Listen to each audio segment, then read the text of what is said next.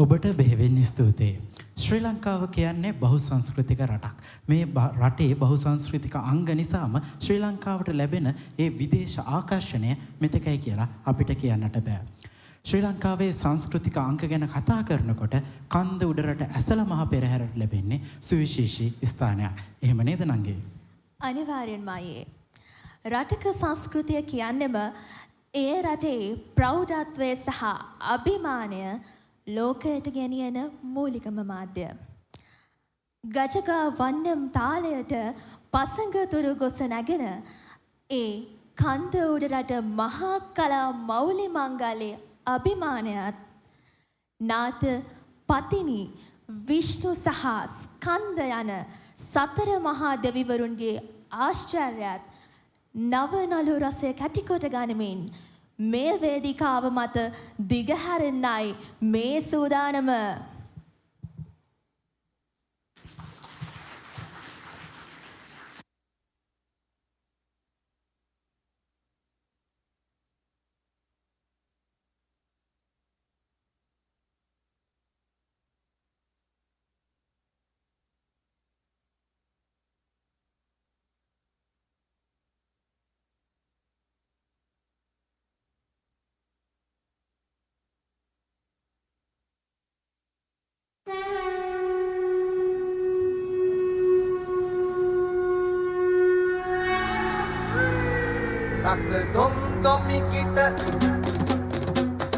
තක දොම් දොමිකිට නදිනන් මන්දල මකුඩම් සහ වයමින් නොවලා කුමුකුම් හඬසක්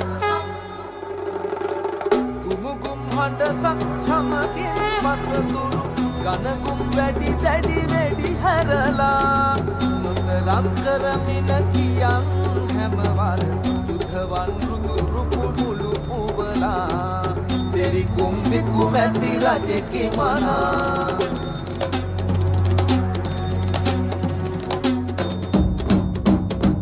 පතංග කුලදී පාලංකෘත චතුරංග සේනාභි සමන්විත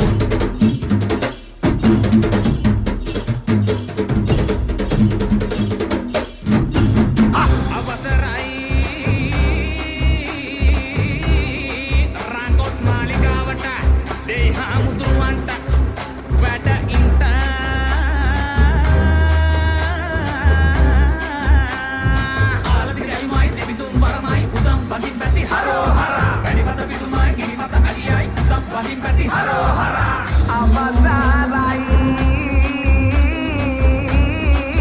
මහත් සියඹලා මණ්ඩියට මුරාග්‍ර දහනට සමබදී